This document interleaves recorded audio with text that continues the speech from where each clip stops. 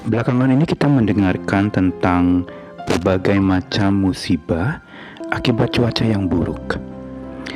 Entah musibah penerbangan, begitu juga pelayaran. Kita baru saja dengar ada kapal yang terbalik karena angin yang sangat kencang melanda dan mengaramkan kapal itu serta memakan banyak korban. Namun kalau kita hanya memandang dan melihat kapal yang hampir karam, mungkin tidak akan seseram bila kita menjadi penumpangnya. Kalau kita hanya melihat kejadian itu, kita mungkin melihat seram, kita mungkin melihat juga banyak korban. Tapi kalau kita yang berada di dalam kapal yang hampir karam itu, tentu saja akan menjadi lebih seram. Dan bukan itu saja, kita akan menjadi panik, bahkan tidak jarang kita juga menjadi geram, kita marah, kenapa ini terjadi, sambil berusaha untuk menyelamatkan diri. Begitu pula kehidupan di dalam dunia ini, yang belakangan ini berita-berita tentang karamnya berbagai macam sendi-sendi kehidupan manusia sedang terjadi, baik di dalam masalah keuangan, masalah perekonomian, juga perang yang tak kunjung usai, musibah yang terjadi di mana-mana, belum lagi sakit penyakit yang terus menyerang umat manusia. Semua menggambarkan bagaimana sesungguhnya hidup manusia ini sedang ada di dalam masa karam, bagaikan kapal yang terombang-ambing. Namun apakah dengan hanya memandang karamnya kehidupan, kita bisa bangkit dari rasa seram dan geram itu? Tentu saja tidak. Namun yang menarik adalah bahwa Kitab Suci mengajarkan tentang orang-orang yang Tuhan pimpin di dalam pelayaran hidup mereka sampai ke pelabuhan, juga mengalami masa-masa yang begitu menyeramkan, bahkan hampir karam kapal mereka. Namun satu yang menarik adalah walaupun kapal kehidupan hampir karam, ada pribadi-pribadi yang mengalami bagaimana tenteram dari Tuhan itu membenamkan mereka, jiwa mereka, membuat mereka tidak tenggelam di dalam muram karena kapal yang hampir karam. Saya Nikolas Kurniawan kembali menemani dalam Sabda Tuhan hari ini dari beberapa ayat. Pertama dari Yesaya pasal 26 ayat 3-4 diambil dari Alkitab versi Bahasa Indonesia Masa Kini. Tuhan, Engkau memberi damai dan sejahtera kepada orang yang teguh hatinya, sebab ia percaya kepadamu. Percayalah kepada Tuhan senantiasa, sebab Tuhan Allah selalu melindungi kita. Satu bagian lagi dari Perjanjian Baru, Filipi 4 ayat 6-9 juga dibaca dari Alkitab versi Bahasa Indonesia Masa Kini. Jangan khawatir mengenai apapun, dalam segala hal berdoalah dan ajukanlah permintaanmu kepada Tuhan. Apa yang kalian perlukan, beritahukanlah itu selalu kepada Allah dengan mengucap terima kasih. Maka sejahtera dari Allah yang tidak mungkin dapat dimengerti manusia akan menjaga hati dan pikiranmu yang sudah bersatu dengan Kristus Yesus. Akhirnya saudara-saudara, isilah pikiranmu dengan hal-hal bernilai yang patut dipuji, yaitu hal-hal yang benar, terhormat, yang adil, murni, manis, dan baik. Jalankanlah apa yang kalian pelajari dan terima dari saya, baik dari kata-kata maupun perbuatan-perbuatan saya. Allah sumber sejahtera akan menyertai kalian. Dua bagian sabda Tuhan yang dibacakan adalah ayat-ayat penghiburan yang memberikan kekuatan kepada setiap orang yang sedang mengalami karam di dalam kehidupannya. Entah kehidupan sehari-hari, entah juga kehidupan pernikahan, mungkin juga karam kehidupan perekonomian, atau berbagai macam bentuk karam hidup yang lainnya.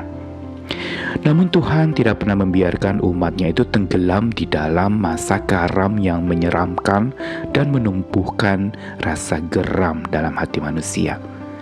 Terbukti dalam Yesaya 26 tadi janji Tuhan jelas. Dia memberi damai dan sejahtera kepada orang yang teguh hatinya. Kunci untuk damai sejahtera ada dalam hati seseorang di masa-masa karam itu justru adalah keteguhan hati.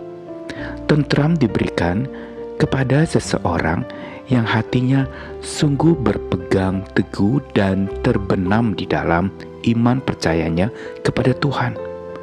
Tenggelam di dalam keyakinannya, bukan tenggelam di dalam ketakutan, bukan tenggelam di dalam berbagai macam kekhawatiran akan hari esok atau masa depannya. Dan untuk teguh hati seseorang perlu percaya. Percaya senantiasa dikatakan dalam ayat 4 tadi, Yesaya 26. Dan kalau kita percaya selalu, maka Tuhan akan selalu melindungi kita. Namun bukankah sulit untuk bisa percaya selalu? Seringkali kalau badai sudah berlalu baru kita percaya.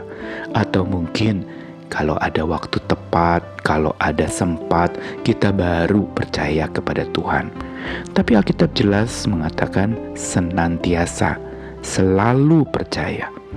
Kalau kita selalu percaya, maka Tuhan akan selalu melindungi. Hukumnya sederhana sekali, bukan? Makin kita percaya dan selalu kita percaya, Tuhan juga akan selalu lindungi. Tapi ketika kita tidak percaya, jangan berpikir Tuhan melindungi.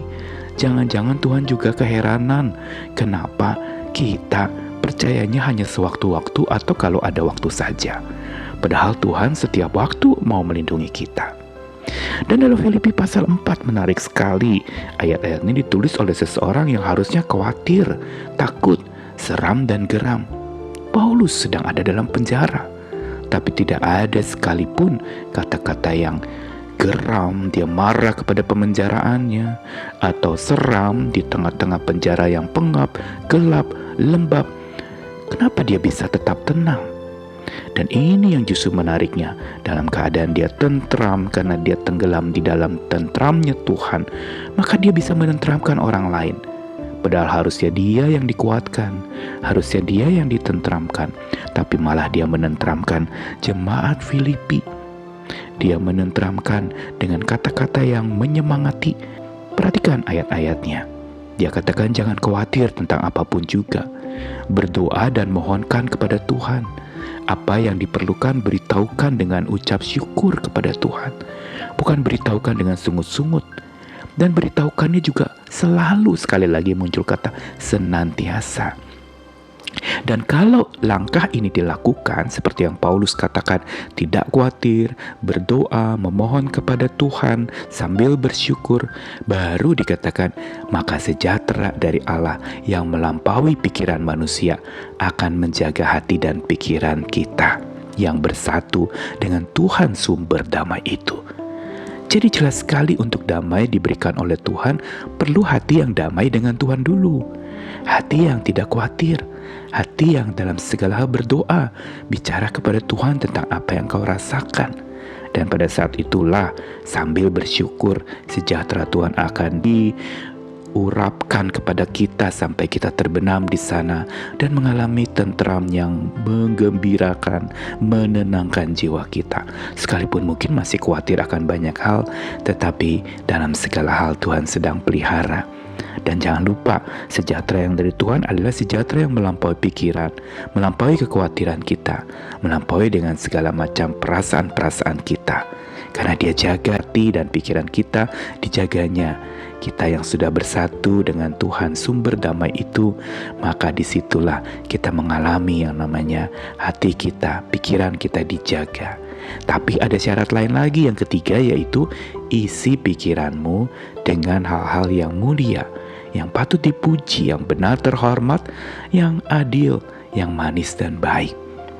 Ini kalau kita tidak khawatir, kalau kita dipimpin oleh damai sejahtera Tuhan, dan kalau kita mau mendisiplin pikiran kita dengan hal-hal yang bernilai, maka disitulah damai akan makin terus mengalir dalam hidup kita. Kita dibenamkan di sana dan damai sejahtera Tuhan akan menyertai kita. Mari yang sedang mengalami karamnya hidup, datanglah kepada Sang Sumber tentram itu dan terbenamlah di sana. Jangan tenggelam dalam suram dan muram, tetapi tenggelam dalam tentram Tuhan. Amin.